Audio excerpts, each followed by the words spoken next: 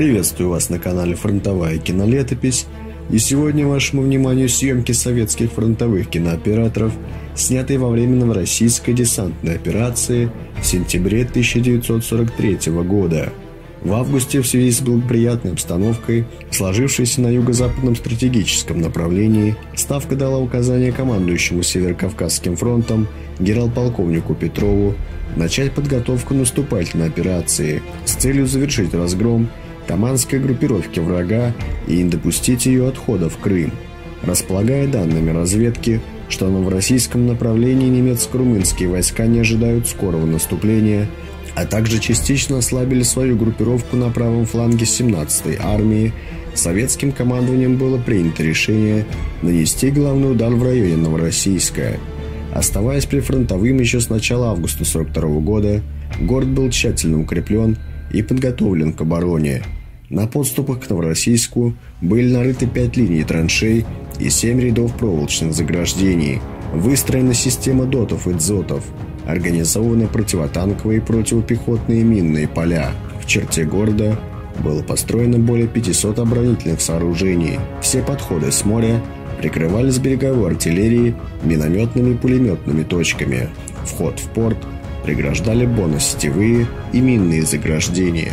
В районе города занимали оборону 5 пехотных дивизий и несколько отдельных частей 5-го армейского корпуса 17-й армии.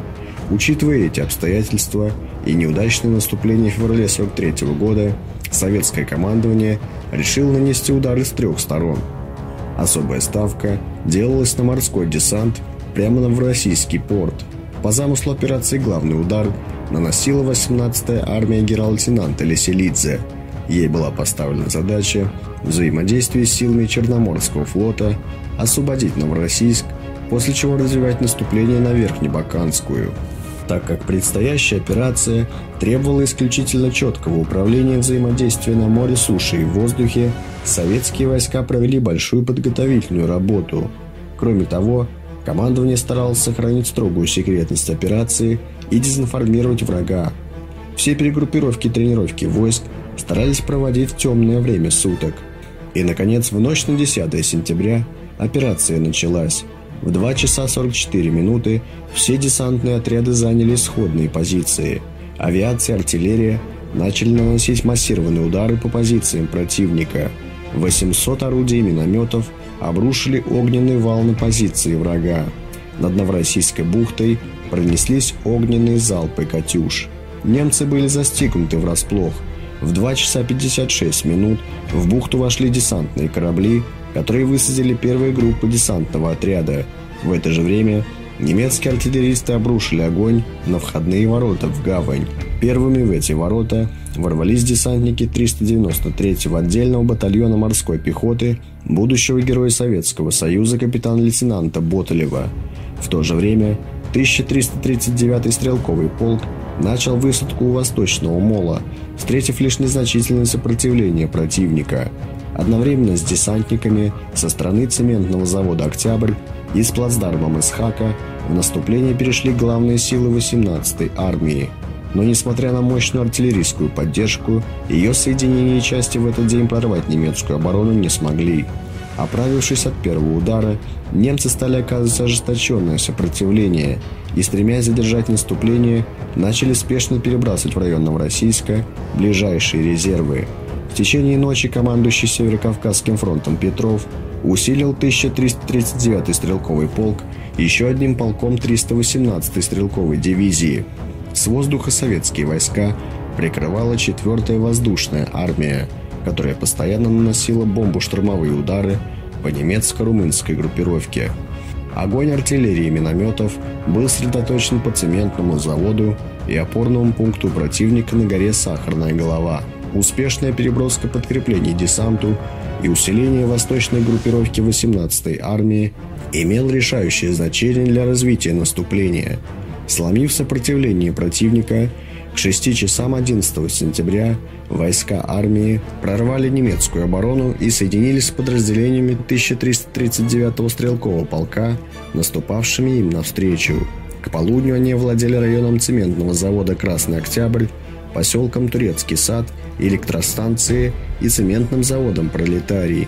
Высадившиеся в северной части Новороссийского порта бойцы батальона Ботылева и часть сил 290-го стрелкового полка НКВД целый день вели ожесточенные бои в районе вокзала и элеватора. Немецкая пехота при поддержке танков, стремясь ликвидировать закрепившиеся здесь советские части, переходила в яростные контратаки. Чтобы не допустить развития успеха 318-й стрелковой дивизии, немцы перебросили в район Адамовича-Балки до 2 пехотных полков, 20 танков и дивизион штурмовых орудий. Подразделения 255-й морской стрелковой бригады оказались в тяжелом положении и вынуждены были с боями пробиваться на соединение с 20-м стрелковым корпусом. Чтобы лишить немецкое командование возможности использовать резервы, 9-я армия получила приказ утром 11 сентября перейти в наступление. В течение 12 и 13 сентября в бой были введены вторые эшелоны десантов. Тем временем батальон Ботылева и полк НКВД продолжали вести тяжелые бои в районе вокзала и элеватора. Немцы постоянно контратаковали. К этому времени нанесли удары подошедшие 55-я гвардейская стрелковая дивизия, 6-й гвардейский танковый полк и 5-я гвардейская танковая бригада.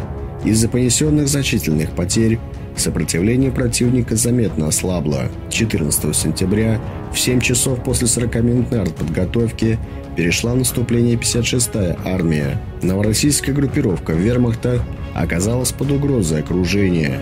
Тем временем ударная группировка 18-й армии вышла к перевалу Маркотх, а также совместно с частями 55-й гвардейской дивизии сломила оборону врага в районе вокзала и начала движение в направлении Цемдолины.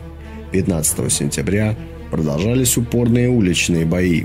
Немцы оказывали ожесточенное сопротивление. Бойцы 55-й гвардейской дивизии вышли в район элеватора вокзала, нефтеналивных баков, пристани номер 5 и соединились с морпехами 393-го отдельного батальона Ботылева. В этот же день войска западной группы 18-й армии перешли в наступление с Малой Земли. К исходу 15 сентября немецкая оборона была сломлена. Вскоре разведка установила, что немецкое командование начало отвод своих главных сил. Ночью советские войска сломили сопротивление 2 батальонов румынской 4-й горно-стрелковой дивизии, очистив южную часть города, а к 10 часам 16 сентября полностью очистили от немцев порт и северную часть Новороссийска. Таким образом, основные задачи десантной операции были выполнены. Освобождение Новороссийска положило начало разгрому всей немецкой группировки, державшей оборону на голубой линии. Успех сражения во многом предрешил исход борьбы за Таманский полуостров. Будучи одной из крупнейших советских десантных операций, Новороссийская десантная операция вошла в историю как одна из наиболее хорошо спланированных и подготовленных советских наступательных операций, проведенных совместно армией и флотом. Она показала, что при тщательной подготовке возможно достичь успеха даже на сильно укрепленном побережье.